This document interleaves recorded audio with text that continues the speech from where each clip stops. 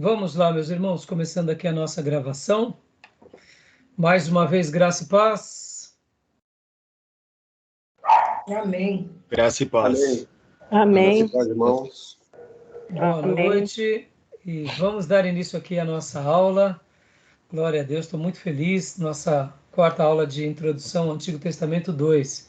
E hoje eu estou, assim, mais feliz ainda por causa do assunto que a gente vai tratar. Nós vamos começar hoje nos livros proféticos. E, como é costume, eu quero ler hoje uma passagem. Eu estou lendo o livro de Reis e hoje eu li aquela passagem em 2 Reis 5, muito conhecida por todos nós, que é a cura do general sírio. Lembram qual é o nome dele? Naamã. Naamã. Glória a Deus. Eu não vou ler o capítulo todo, porque é um texto muito longo. Se Deus me permitir, eu quero estar fazendo uma série de mensagens sobre sobre os profetas. Mas eu queria deixar essa breve reflexão aqui com vocês, meus irmãos. Queria que alguém lesse para mim do versículo 1 ao versículo 3. Segundo o livro de Reis, capítulo de número 5, do versículo 1 ao versículo de número 3. Quero lembrar aos irmãos e às irmãs sempre que nossas aulas são gravadas, para que os irmãos possam estar utilizando tanto agora quanto depois. Então, quem achou pode ler para nós, por gentileza. 2 Reis, né, o pastor? Isso. A cura da lepra de Naamã. Naamã, comandante do exército do rei da Síria, era muito respeitado e honrado pelo seu senhor, pois por meio dele o Senhor dera a vitória à Síria. Mas esse grande guerreiro ficou leproso. Ora, tropas da Síria haviam atacado Israel e levado cativo uma menina, que passou a servir a mulher de Naamã. Um dia ela disse à sua senhora: se o meu senhor procurasse o profeta que está em Samaria, ele o curaria da lepra. Naamã foi contar ao seu senhor o que a menina israelita dissera. O rei da Síria respondeu: vá, eu lhe darei uma carta que você entregará ao rei de Israel. Então Naamã partiu, levando consigo 350 quilos de prata, 72 quilos de ouro e 10 mudas de roupas finas. Até aí, pastor? Tudo bem até aí. Ótimo, tá ótimo. Inclusive, eu vou até aproveitar aqui, vou mostrar aqui o meu pequeno esboço do que eu escrevi hoje para vocês. E só quero ler os pontos principais. Qualquer hora estarei pregando essa mensagem. E o que eu queria refletir aqui com vocês sobre essa passagem, irmãos? Percebam que no versículo de número 3, finalzinho do versículo 3, a menina que foi capturada pela tropa dos sírios, ela conhecia a história do grande profeta de Israel. Leia de novo o versículo 3. Mas um dia ela disse à sua senhora: se o meu senhor procurasse o profeta que está em Samaria, ele o curaria da lepra. olha que fantástico. E hoje eu até registrei aqui bem rapidinho um esboço bem simples, né? Eliseu, Naamã e Geazi. Cura pelo quebrantamento e doença pelo orgulho. Então eu pretendo estar trabalhando sobre esse assunto. Eliseu cumpre sua missão, Naamã passa pela porta do quebrantamento, Geazi desvia-se do caminho ou no caminho. Então, aqui o que eu vou trabalhar, e eu queria até deixar como um presente para vocês, irmãos. Eliseu não recebe o orgulhoso, apenas orienta o orgulhoso. Deixa eu gastar um minuto aqui com vocês. Pode ver que Eliseu, ele não recebe Naamã, o orgulhoso. Ele só orienta o orgulhoso. Porque ele era um general sírio.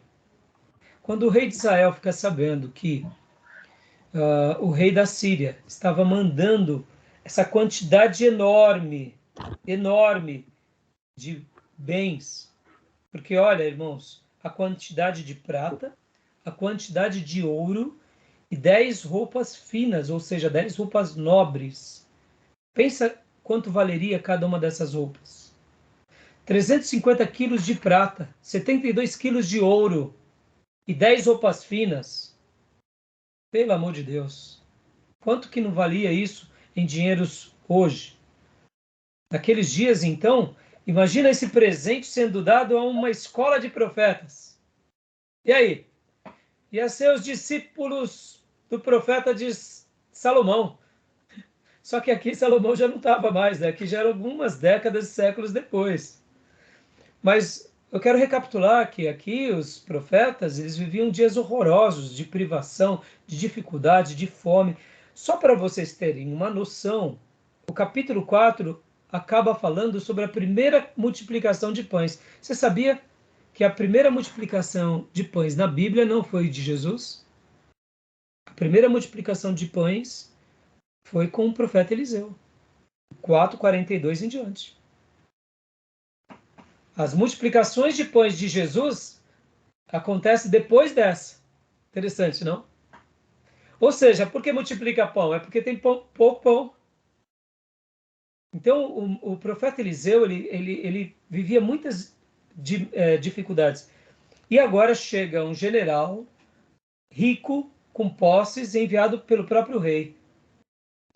Eliseu não podia aceitar tudo isso? Podia. Mas Eliseu sabia que não era do agrado de Deus e não aceitou. Mas o que eu queria destacar aqui, nessa breve introdução, é que Eliseu não recebe o orgulhoso, apenas orienta o orgulhoso. E o orgulhoso fica ferido, né? Porque ele fala, ora, ele não me recebe e ainda me manda entrar no rio barrento, porque o Jordão ele é muito sinuoso e ele é barrento. E ele até diz, lá na Síria não tem rios limpos que eu pudesse mergulhar? E aí os servos de Naamã dizem, meu senhor, se ele te pedisse algo mais elevado, o senhor não faria? Então, aceita. O que eu quero dizer em segundo lugar aqui é o meu segundo ponto da minha reflexão, que o Senhor me deu hoje de presente. Então, essa broa está bem fresquinha, tá, irmãos? Queria deixar aqui para vocês. Antes da cura da lepra na carne, Naamã precisava ser curado no coração, da pior lepra de todas, que é a lepra do orgulho. Interessante, não? A lepra do orgulho, né? Deixa eu até mostrar aqui e compartilhar com vocês. E aí Naamã então aceita o desafio. Ele aceita o desafio e é o que acontece com ele. Ele pega então e agora ele acaba fazendo o quê? Ele acaba aceitando o desafio, entra 7 vezes ali e ele é curado. O terceiro ponto, o profeta do Senhor que abençoa. Aí o que acontece? Aqui eu não escrevi direito, mas o que acontece? Naamã, depois da cura, quer dar o presente para Eliseu. E Eliseu não recebe. Lembra disso? Eliseu não recebe. E Eliseu não recebe nada, ele não dá nenhuma explicação. Irmãos, guardem isso. O profeta, ele depende de Deus. Ele não depende do cofre dos reis, nem dos poderosos, nem dos orgulhosos. Guarda isso no seu coração.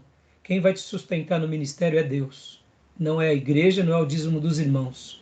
Quem te sustenta no ministério é Deus. Quem te sustenta na vida é Deus. Quem te sustenta na tua família é Deus. É Deus. E quando a gente perde isso de vista, a gente começa a se negociar como as coisas da vida.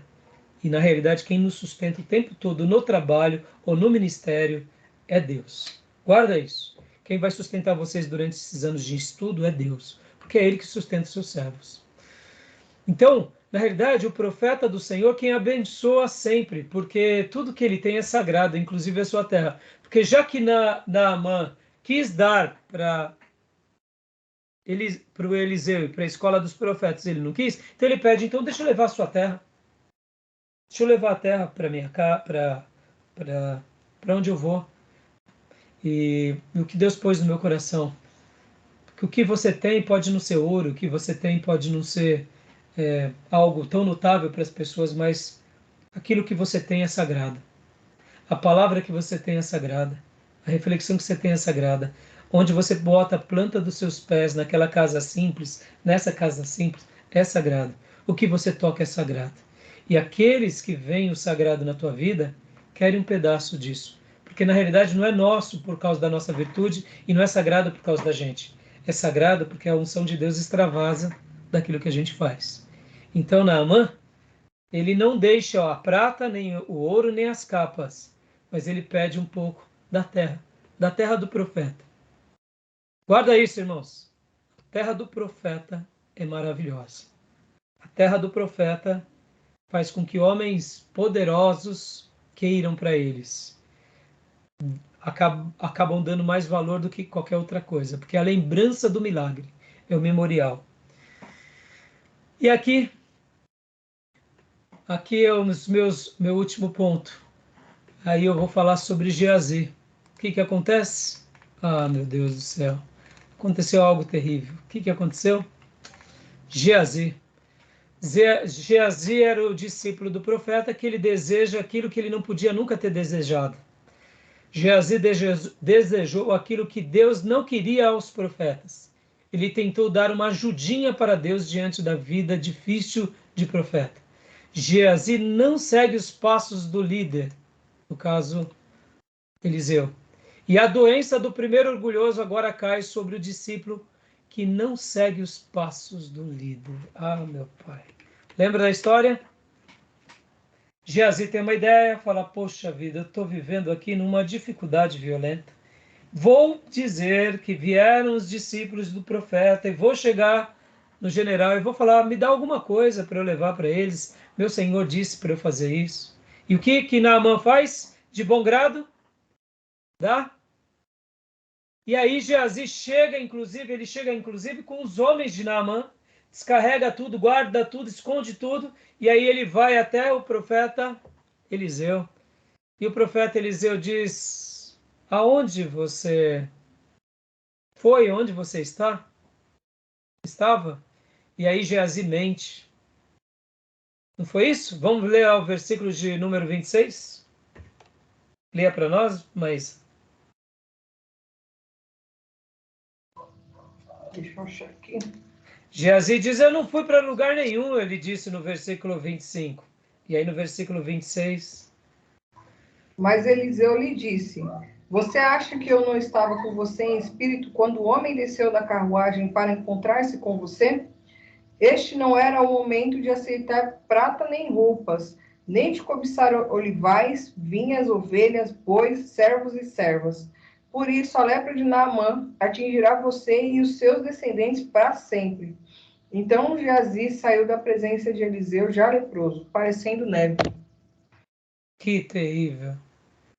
Um discípulo do profeta agora amaldiçoado e um general sírio que era orgulhoso, passou pela porta do quebrantamento, foi exaltado e curado.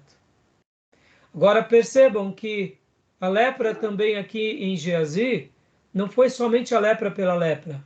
Lembra que Naamã era orgulhoso? Passou pela porta do quebrantamento? Dizem que a porta do quebrantamento ela é tão baixinha, irmãos, que a gente tem que se arrastar para passar por ela. Só passa quem está bem quebrantado. Mas quando você passa, logo depois que você passa, você encontra a tua vitória. Agora, e quem não passa pela porta do quebrantamento? Não tem a vitória. O discípulo do profeta faz o caminho oposto. Ele, ao invés de seguir o exemplo do profeta e o exemplo, inclusive, de Naamã, que foi humilde, o que ele faz? Ele se torna orgulhoso. Ele não deseja mais as coisas dos profetas, mas as coisas dos homens. E ele teve a última chance quando foi interrogado pelo profeta Eliseu, e ele mente. Por isso que ele foi sentenciado, ele e toda a família dele. Ficou com posses, com ouro e com lepra pro resto da vida, que não valeu de nada. Guarda essa breve reflexão. A gente vai estar trabalhando nos profetas e eu quero deixar com vocês porque eu acredito nisso, irmãos. Muitos servos de Deus não têm sido curados ou abençoados porque não passam pela porta do quebrantamento. Antes, vivem com seu orgulho, com as suas desculpas, com as suas auto-vitimações, e a vida deles são marcadas de uma lepra espiritual que contagia todos que estão ao redor deles. E aqui fica um alerta. O profeta Eliseu, ele não recebeu o orgulhoso Naamã, mas depois que Naamã foi curado, ele recebeu. Porque profeta não tem tempo para orgulhoso. Profeta gasta tempo com gente quebrantada. Guarda isso. E o profeta Eliseu também não pôde fazer nada pelo seu discípulo Geazi. Ora, pastor, por que o profeta Eliseu não pôde fazer nada? Porque, irmãos, aqui já não era mais o profeta Eliseu, era Geazi Deus. Porque quem mentiu, quem negou, quem desconsiderou, quem foi, na realidade, Geazi a Deus. E, naturalmente, o Eliseu só foi mais um que foi desprezado por ele. Guardem isso, no nosso ministério muitos vão nos desprezar, muitos vão dar desculpas, mas não estão desprezando simplesmente a nós, está desprezando a Deus. Deixa eles seguirem o rumo deles e guardam isso no coração, irmãos. Nunca tentem dar uma ajudinha para Deus. Percebam que nesse episódio aqui que eu acabei de ler, Eliseu não deu nenhuma ajudinha para o orgulhoso Naamã, e a atitude dele de firmeza fez com que Naamã se quebrantasse. E também não deu nenhuma ajudinha para o discípulo dele, Geazi. Porque agora o Geazi precisou aprender sozinho e com a lepra. E quem sabe, só lá no céu nós saberemos, porque a Bíblia não conta. Quem sabe Geazi depois buscou a Deus e pediu perdão e foi curado da lepra. Não sabemos. Mas tem coisas que a gente não pode fazer. Muitas vezes existem pessoas que vão sofrer diante de nós, fora da igreja e dentro da igreja, que a gente não pode fazer nada. Porque nós não somos Deus. E quantas são as vezes que a gente quer dar uma ajudinha para Deus? Recebendo os generais sírios e impede a benção. Recebendo o presente que não é para receber. E muitas vezes tentando segurar os Geazis que estão ao nosso redor. Tem vezes que os Geazis, a gente simplesmente tem que deixar Deus cumprir o que Ele deseja para cada um. Tá bom, meus irmãos? Guarda essa palavra no coração. Deixo essa breve reflexão para vocês, tá bom? Vamos lá, meus irmãos. E querem comentar alguma coisa? Então, só lembrar que lembra Safira e Ananias também, né? Sim. E obrigado pela citação, Júnior. E não tem coisa pior, Júnior, do que você tentar lidar com pessoas difíceis. Pessoas Mentiroso. difíceis, que são mentirosos, pessoas que são auto-vitimistas. Um homem auto-vitimista, meu irmão, dá um trabalho demais. Uma mulher auto-vitimista dá um trabalho demais. Porque ela acaba fermentando os outros ao redor. E o que a gente faz como pastor? A gente tenta dar uma ajudinha para Deus? Não. A gente literalmente deixa Deus trabalhar. É assim que a gente faz. Porque, irmãos, quem abençoa é Deus. Quem amaldiçoa é Deus. Nós só somos ministros. Tá bom? Beleza, meus irmãos? Então vamos lá, meus irmãos, no nosso livro-texto? Tranquilo? Querem fazer algum comentário? Não? Então vamos lá. Vamos passar aqui, eu quero passar aqui o livro-texto com vocês. Hoje a gente vai trabalhar bastante sobre a literatura profética, irmãos. E eu quero gastar um tempo bem significativo, porque hoje eu quero, em primeiro lugar, falar sobre um pensamento. A pauta da minha aula, eu quero trabalhar em cima dessas pilastras, né? O que será? O pensamento judaico com relação ao Velho Testamento entre leis, escritos, salmos, provérbios, históricos e proféticos. Eu quero, nós já passamos pelos livros Pentateuco, pelos livros históricos, passamos na última aula pelos livros poéticos e agora chegamos nos proféticos. Então perceba que agora nós estaremos fechando o último bloco de introdução ao Antigo Testamento. E eu quero, em primeiro lugar, hoje gastar um tempo com vocês falando um pouco sobre como que o judeu classifica esses 4 blocos. Essas 4 categorias: Pentateuco, que é a lei, históricos, poéticos, e profético. Será que tem uma diferença para o judeu? Será que há diferenças para eles? Ou será que eles fazem uma leitura de que tudo recebe o mesmo peso? Ou será que para eles tem peso diferente? Em segundo lugar, quero falar sobre o pensamento bíblico, que existia no Velho Testamento, que existe no Novo Testamento, que deve existir na história da igreja. Em terceiro lugar, vou falar também sobre o profetismo e profetas. A gente vai fazer uma contextualização histórica sobre essa questão dos profetas. Por quê? Profeta sempre existiu. Moisés foi profeta ou não? Foi um profeta. Josué acabou sendo também alguém que profetizou em algumas ocasiões? Sim, também profetizou. Sim. Samuel era um profeta? Também. Então nós teremos chamado profetas, que são os profetas clássicos, e os profetas que são os não clássicos. Esse é o termo da teologia. O outro termo que é muito utilizado são os profetas literários e não literários. A gente vai trabalhar um pouco sobre ele. Eu quero fazer uma correspondência, inclusive, com o Novo Testamento. E depois, ainda, dentro disso, a gente vai falar um pouco sobre aqueles profetas que atuaram no reino. Quero gastar um tempo na escola dos profetas. E aí a gente vai começar os profetas clássicos com dois profetas, que é Amós e Oséias. Vamos ver se eu consigo já, hoje, ir para esses dois profetas. Tá bom? Tudo bem até aí? Ok. Tá bom? Uma pergunta agora para vocês. Sobre o livro-texto, o que vocês estão achando? Tá dando para entender? Estão com alguma dificuldade? Como que tá?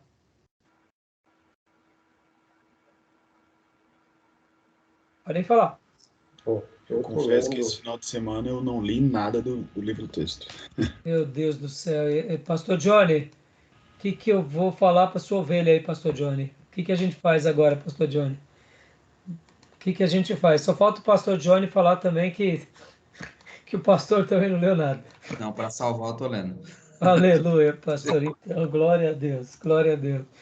Então, Gil, mas assim, você já está em que parte do livro? Só para eu ter noção.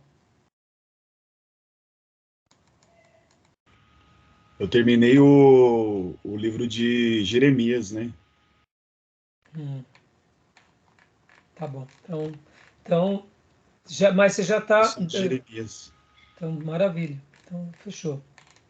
Então, beleza. Então, pelo menos está lendo o livro. E demais irmãos, Maísa começou a ler o livro? Tem lido?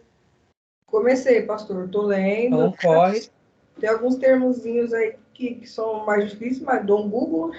Ótimo. E hoje, maravilha. O que eu fazia nos meus dias, irmãos? Eu anotava no final do livro todas as palavras que eu não conhecia e depois eu ia ler, né? O que seria aquela palavra? Mas hoje, com a tecnologia, facilita demais. Dá um Google, ver um dicionário bíblico, né? Isso aí. Irmã Cleusa, está conseguindo ler? Está bloqueado seu microfone. Tô sim, pastor. Joia. Então, irmãos, peguem firme na leitura, leiam não só o livro-texto, outros livros, porque vai ser determinante a leitura de vocês na compreensão, tá bom? Então, vamos lá, irmãos. Vamos lá. Começando um pouco, fazendo aqui, dando um esclarecimento sobre o pensamento judaico. Será que existe pesos diferentes entre os judeus quando eles pegam o Velho Testamento? O que vocês acham? Eu sei que eu já expliquei isso em teologia sistemática para o Gil e para o Johnny, então vou deixar para eles responderem por último, espero que eles lembrem. Mas, quando nós falamos sobre o povo judeu, será que o povo judeu, na história, no Velho Testamento, nos dias ali do Velho Testamento, nos dias de Jesus, e até hoje em dia os judeus, quando eles pegam o Velho Testamento, existe alguma porção do Velho Testamento que eles dão mais prioridade e outras menos prioridade? O que vocês acham?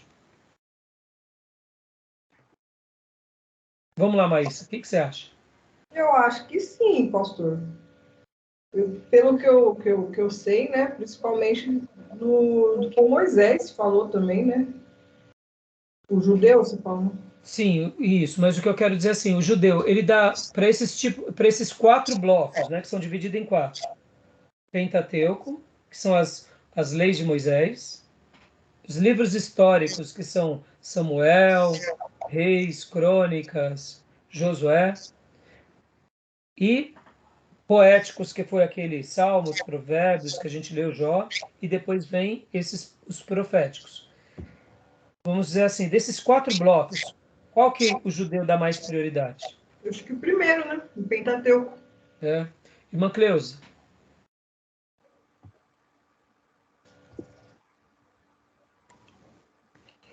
Eu também acho, pastor, que eles dão prioridade no livro da lei, né? Eu acho que eles veem muito mais isso. Joia. Irmão Júnior? É que eles enfatizam muito a importância do Pentateuco, da Torá. Tem uma Abraão, né, como pai da fé, e os livros que eles ficam a maior importância seriam os livros proféticos e a lei, né?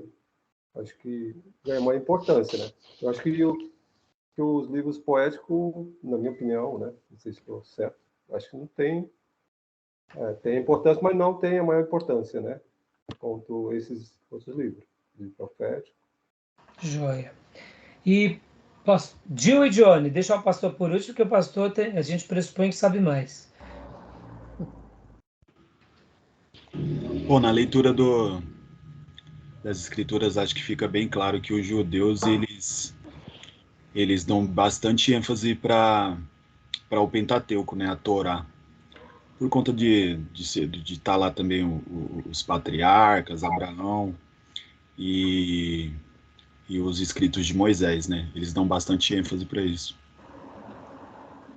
Joia. E pastor Johnny? Deixa eu colocar um peso tão grande agora que eu tô com medo de responder.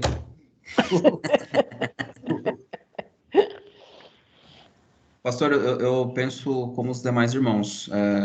Me parece que para o judeu, os 5 primeiros livros são de uma importância maior. Não que os demais não sejam, mas eles dão de fato uma ênfase maior nos 5 primeiros. Muito bom.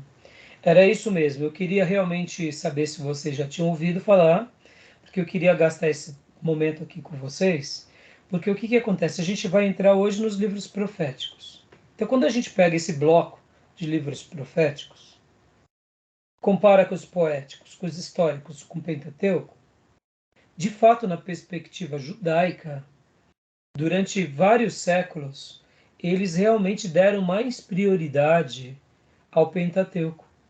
Agora, isso nem sempre foi assim. Não era assim. Por que eu estou falando isso?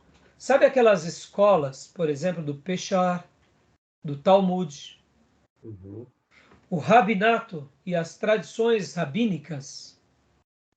Essas tradições rabínicas e esses rabinatos, eles nascem, sim, logo depois do regresso do povo judeu a Israel, e eles acabam dando um peso mais importante ao Pentateuco do que às demais porções. Não é que eles não tenham como porções sagradas, mas eles põem pesos diferentes.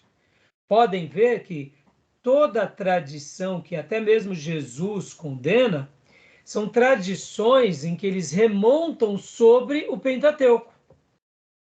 Eles não remontam sobre os profetas. Por exemplo, eles não ficam querendo reeditar o que Jeremias disse, o que Isaías disse. Uhum. Mas eles ficam querendo reinterpretar o que Moisés disse. E mesmo naquilo que Moisés não disse, eles ficam tentando colocar novas coisas, acrescentando o que Jesus disse, tradições de homens. E podem ver que nos dias de Jesus, essa foi uma crítica de Jesus. Pastor, quando que nascem essas escolas rabínicas? Essas escolas rabínicas nascem logo depois do regresso do povo judeu, quando eles saem do cativeiro babilônico e regressam para Jerusalém. Algum tempo depois, logo ali, algumas décadas e séculos depois, começam a ter essas tradições E aí começam a ter, então, o quê? Essas escolas rabínicas, e elas vão pegando corpo, né? Por exemplo, irmãos, o Talmud é uma escola, é uma linha de pensamento judaico. Hoje nós não temos as denominações. Como que pensa um batista? O que é ser um batista, irmãos? O que é ser um batista? Ser um batista é eu acredito em tais coisas. O que é ser um metodista? Eu acredito em tais coisas. O que é ser um presbiteriano? Eu acredito em tais coisas. É uma leitura que você tem das escrituras. Nós hoje temos as denominações. Pode ver o que é ser um pentecostal raiz. Acreditamos em certas coisas. Agora, vamos lá. Dentro da linha evangélica, tem os neopentecostais, que acrescentam coisas que a Bíblia não acrescenta, até de uma forma abusiva, se tornando praticamente quase uma seita, misturando pensamento humano, capitalismo, mercado financeiro, mercado de marketing, mercado de pirâmide, faz uma salada misturada tudo à fé e vende para o povo e para aí. Ou seja, o neopentecostal é uma leitura para nós que amamos estudar a Bíblia. Nós não vemos com bons olhos o neopentecostal. Nós vemos com bons olhos um pentecostal, vemos com bons olhos, porque tem pentecostais que são profundos. Nós vemos com bons olhos o histórico, seja ele qual for a linha. Por quê? Porque são leituras. Então hoje, fazendo uma ponte, né, as escolas rabínicas foram algo nessa semelhança algumas gerações antes do nascimento de Jesus. Então, ali por volta do quarto século, do terceiro século, do segundo século antes de Cristo, eles criam um corpo. E essas tradições acabam tendo mais peso na história do povo judeu. Agora, olha que interessante. Então, eles colocam a lei de Moisés como a coisa mais importante. Aí depois eles vêm para os profetas, e aí os demais acabam sendo praticamente todos quase que iguais. Mas 5 livros de Moisés é incomparável para o judeu. Aí o que acontece, irmãos? O que eu quero falar? Era assim que pensava, por exemplo, Esdras? Aí que entra a questão. Era assim que pensava Davi? Era assim que pensava Jeremias? Não. Jeremias tinha a lei de Moisés como algo muito importante, mas Jeremias também valorizava os escritos de Samuel, os escritos de Josué. Pode ver que nós não vemos em nenhum profeta e nenhum monarca, no caso principalmente Davi, em nenhuma pessoa que foi muito importante, como no caso foi Josué, nós não vemos nesses escritores sagrados que eles colocam a lei acima de tudo e os profetas são inferiores. Não, eles colocam no mesmo pé de igualdade, porque eles acreditavam que, assim como Moisés, guardem isso, é muito importante, foi canal da revelação de Deus na lei mosaica, Abraão foi canal de Deus para ser aquele que inaugurava um povo. Assim como José no Egito foi canal de Deus para salvar a humanidade lá no Egito. Assim como Josué foi canal de Deus para reconquistar a terra. Assim como Samuel foi canal de Deus para julgar Israel, para conduzir os sacerdotes e para ungir os monarcas. Então perceba, no Velho Testamento, numa linguagem bíblica, o profeta Isaías não se sentia inferior a Moisés, e nem Jeremias se sentia superior a Abraão. Todos eles sabiam que eles estavam fazendo algo da parte de Deus como uma revelação progressiva. Esdras, por exemplo, era um escriba, e você não vê Esdras, por exemplo, nem Neemias destacando a lei em detrimento da revelação dos profetas. Pelo contrário, tanto Esdras quanto Neemias podem ver que eles demonstram o seguinte: nós pecamos contra Deus. Lembra da oração de Neemias? Senhor, perdoa-nos, porque nós pecamos. Por que Neemias faz essa oração se Neemias não tinha pecado? Por que ele faz essa oração em nome da nação? Porque agora, como líder e representante de uma nação, e ele estava querendo reconstruir aquelas muralhas, ele falava assim, eu não, mas o meu povo pecou, os meus antepassados. Logo, a culpa também é minha. Porque se eu deixar essas muralhas ruídas, a culpa é minha. Então, me perdoa, Senhor. Por isso que ele pede perdão e vai reconstruir as muralhas. Estão entendendo, irmãos? Não é que ele está fazendo uma oração de quebra de maldição pelos antepassados. Não é isso, é porque eles são inclusivos. Vamos dar um exemplo, irmãos. A igreja de Jesus está naufragando. A culpa é só dos nossos antepassados ou a culpa é nossa porque essa igreja que a gente vive, a culpa também é nossa? É dos nossos antepassados, muitas vezes, que a gente pegou uma igreja de repente fraca. Mas a gente tem que pedir perdão porque a gente pertence a essa igreja fraca e agora a gente quer escrever uma nova história. Então a gente pede perdão, se unindo a essa história, porque nós somos o quê? O elo que liga na história até a próxima geração que virá. Estão entendendo? Pode ver que Neemias, ele não coloca uma coisa superior a outra e nem desvaloriza a outra. Pode ver que o próprio Daniel lá na Babilônia, ele valoriza o quê? Ele valoriza o momento que ele vive e ele valoriza o quê também? Os escritos do profeta Jeremias. Ele coloca tudo como revelação de Deus. Então, eu estou gastando esse tempo aqui para falar para vocês, irmãos, porque o profetismo, ele vai ser um momento magnífico na história do povo de Deus. É um momento especial. Para as escolas rabínicas, é um momento importante.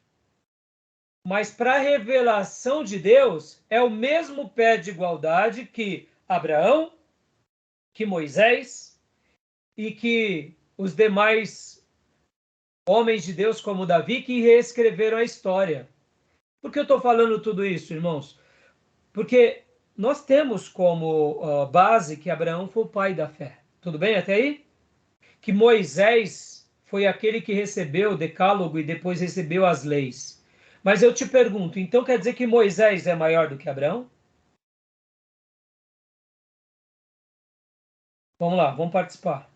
Tá bom, então nós temos o primeiro monarca, que foi um homem segundo o coração de Deus. Então, a Bíblia fala que Davi foi um homem segundo o coração de Deus. Mas não fala que Moisés foi um homem segundo o coração de Deus. Então, Davi foi maior do que Moisés?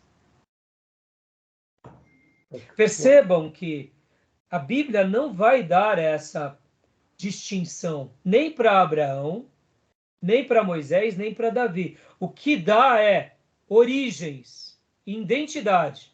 Abraão é o pai da fé porque tudo começa com ele, ele tem o mérito dele, porque ele fez o que ninguém tinha feito até então. Ele é especial na história, mas ele não é maior do que todos, porque ele cumpriu o seu propósito, que é ser pai de muitas nações. Moisés é o libertador dessa nação que estava cativa. Foi o profeta que viu sinais e maravilhas e que recebe a nova dispensação, que agora vem o que? A dispensação da lei, ou a aliança da lei. Percebam, tanto como aliança ou como dispensação, Moisés é um marco na história. E mesmo ele sendo esse marco na história, agora não é porque ele é um marco na história que ele é maior do que Moisés, do que Abraão. E agora, depois que Josué reconquista a terra, há a monarquia em Israel. Então Davi é o rei segundo o coração de Deus, ele é maior do que Moisés e maior do que Abraão. Até porque da linhagem de Davi vem o Salvador de todo mundo. Percebam, então Davi é maior?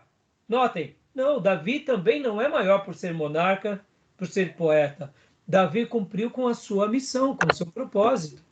Tá bom, pastor, por que o senhor está falando tudo isso? Porque Josué foi assim, Samuel foi assim, e os profetas também vão ser assim.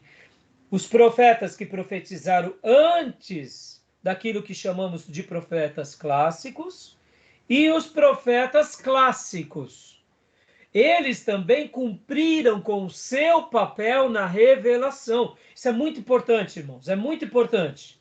Estão conseguindo entender? Por quê? Porque todos eles não viam um melhor do que o outro. Cada um sabia da sua utilidade, do seu propósito e da sua missão.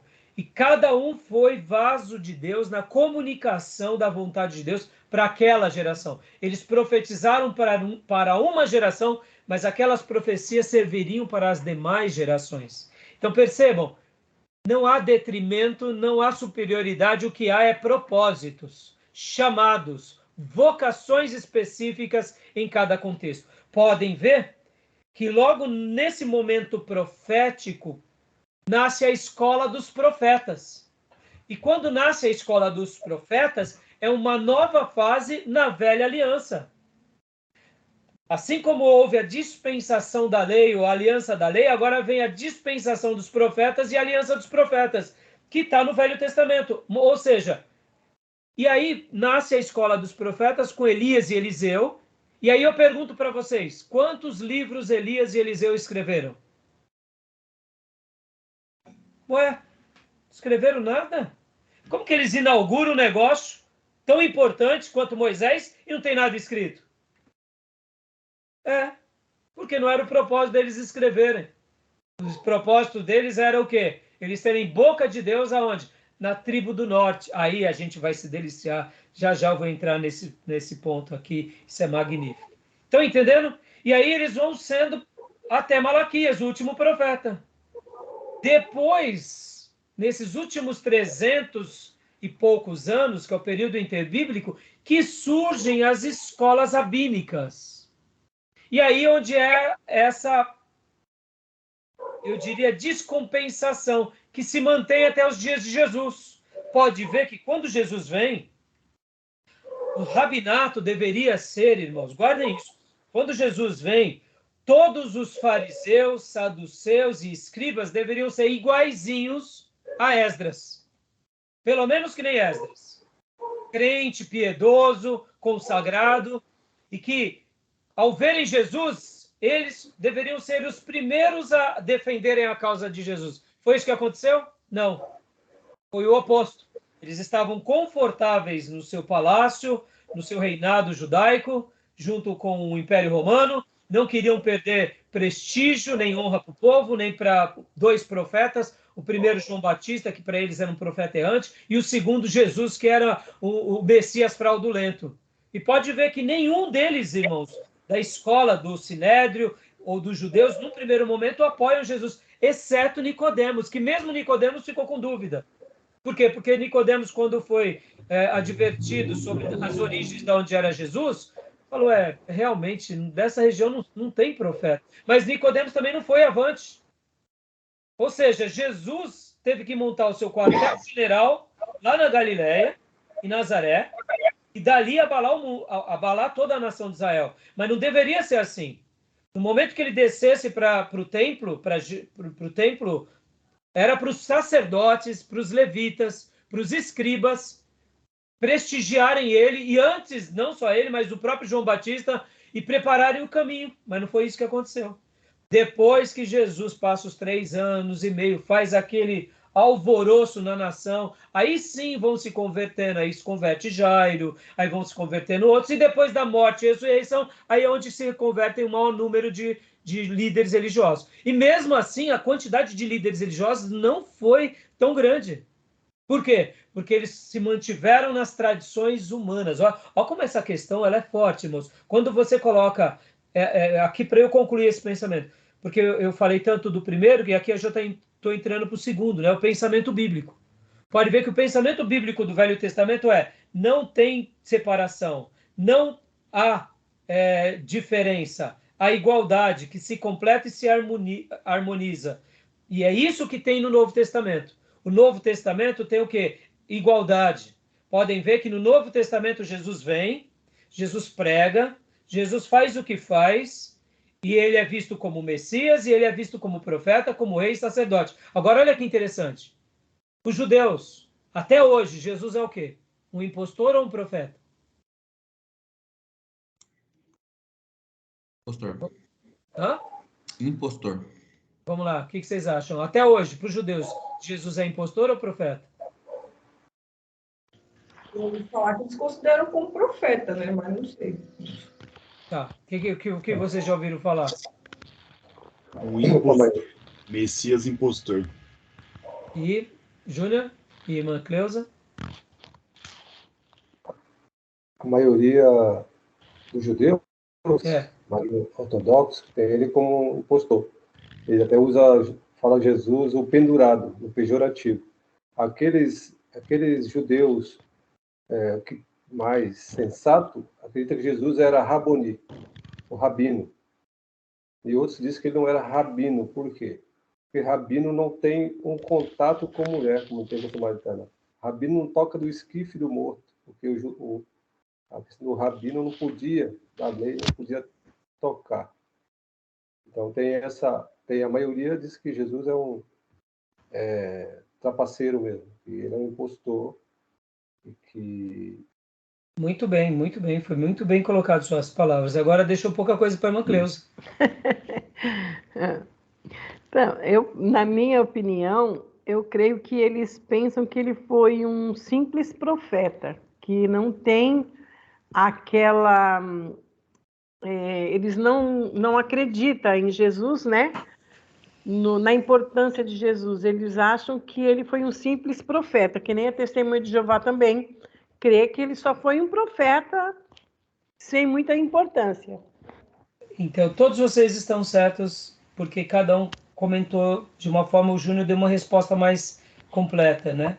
Sim, de fato, dentro das correntes dos rabinatos, há aqueles que falam que Jesus foi um simples impostor, foi nada, para anular a obra dele. Só que tem um fato, os mais sensatos, como o Júnior bem colocou, não podem negar a historicidade desse profeta judeu que abalou o mundo.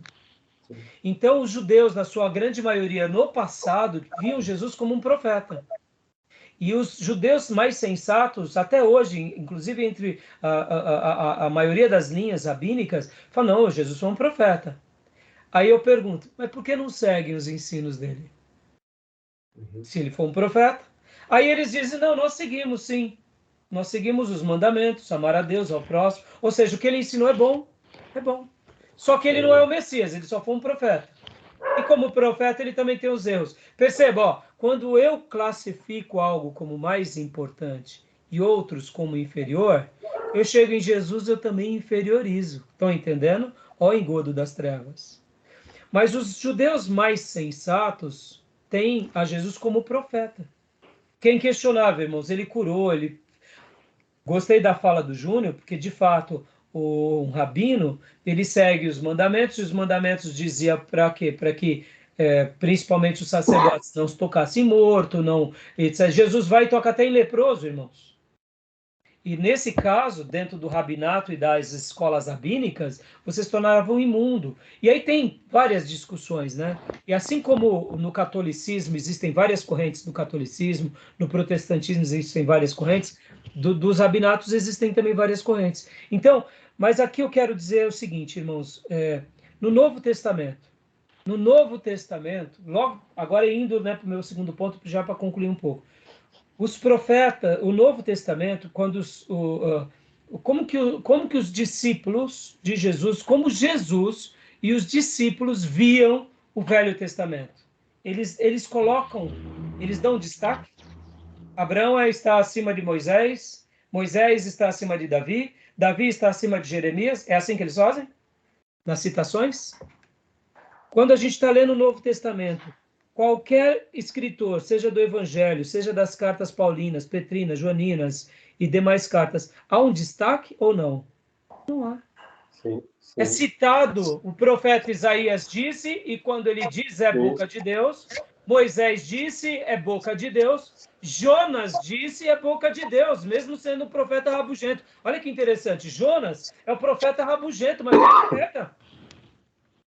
É o profeta rabugento, que nega para ir pregar, prega, ganha 120 mil, resmunga, quer amaldiçoar todo mundo, mas não é a obra dele não é inutilizada. Quando Jesus cita os Salmos, cita como palavra de Deus. Quando Jesus cita Salomão, cita como palavra de Deus. Ou seja, Perceba, Jesus coloca a lei, os profetas e os escritos, que são os poetas e os livros históricos, no mesmo pé de igualdade, os apóstolos também. Eu estou falando tudo isso, irmãos, porque, percebam, quando nós temos, agora eu quero entrar no meu terceiro ponto, quando nós temos essa clareza de que o profetismo e os profetas, eles são tão elevados quanto Abraão, Moisés, Davi, Samuel e etc e tal, irmãos, muda tudo a nossa compreensão. A gente tem uma visão muito mais marcante e poderosa sobre a palavra de Deus. Então, tudo bem até aí? Tudo bem até aí?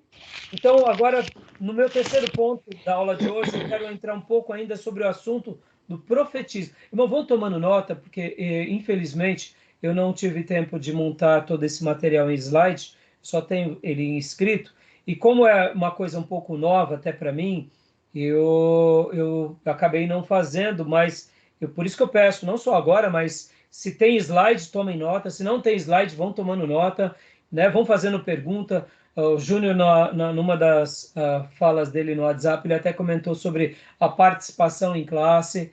Ele falou, professor, o senhor poderia dar ponto para aqueles que participam em classe? Gostei, achei legal. Então, ou seja, para tornar a nossa aula, porque já que a nossa aula é uma aula híbrida, é um EAD, mas ele é em tempo real, ou seja, é uma aula presencial de forma tecnológica, então vamos fazer disso daqui uma discussão, tá bom? Então, até aí tudo bem?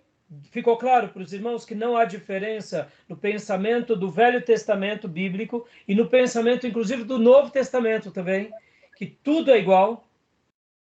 Tudo bem até aí? E, inclusive, na criação do Novo Testamento, pode ver que nós estamos fundamentados no quê? Nas doutrinas dos apóstolos. Então, qual é maior, apóstolos ou profetas?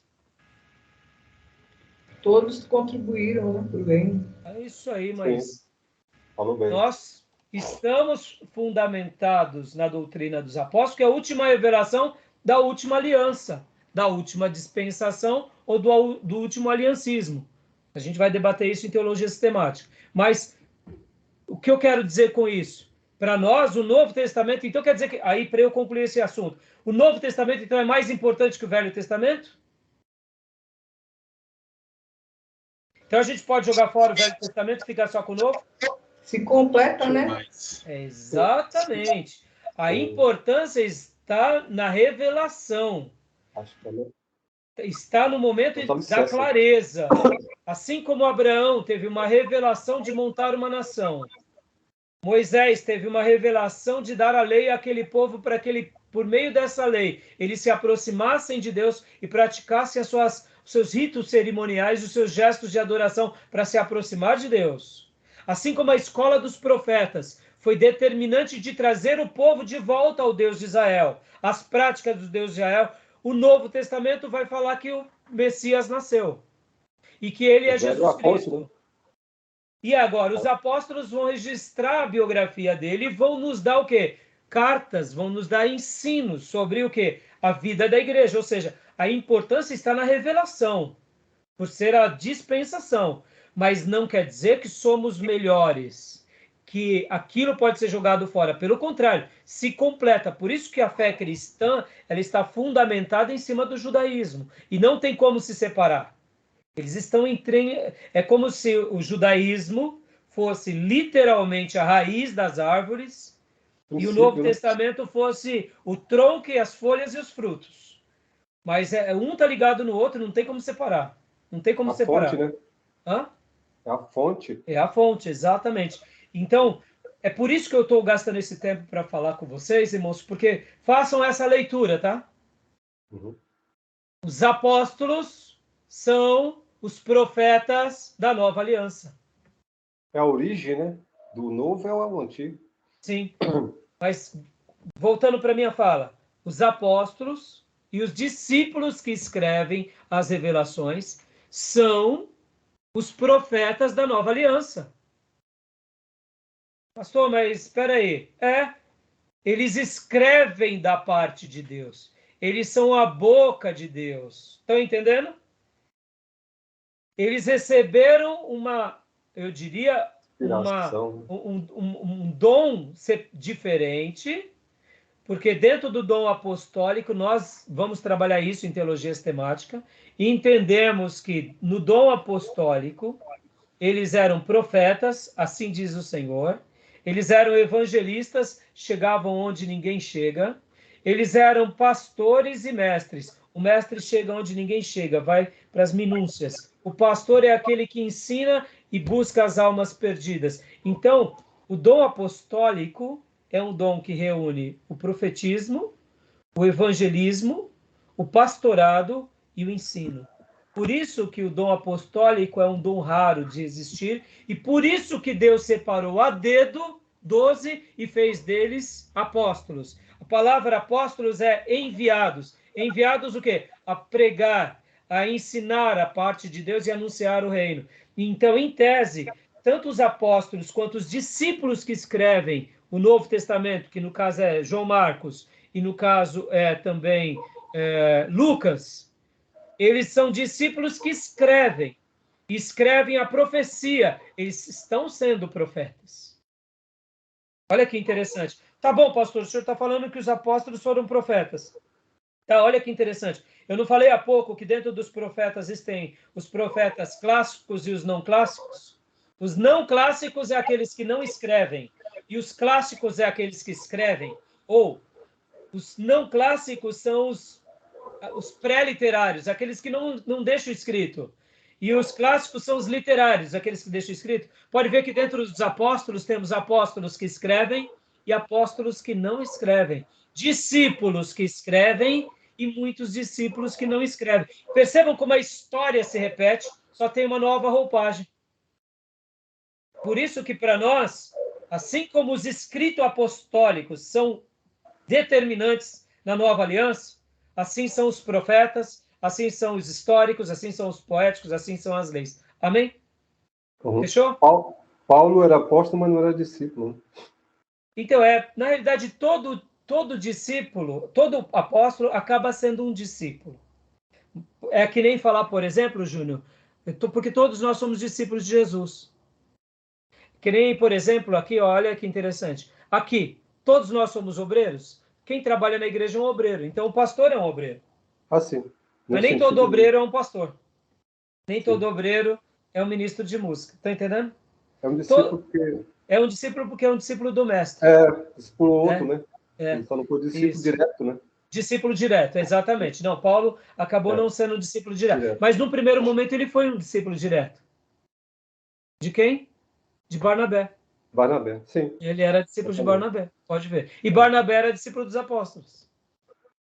Aquelas sucessões, né? Sucessões, exatamente. Tudo bem até aí, irmãos? Tudo bem? Alguma pergunta? Então vamos parar aqui nossa gravação.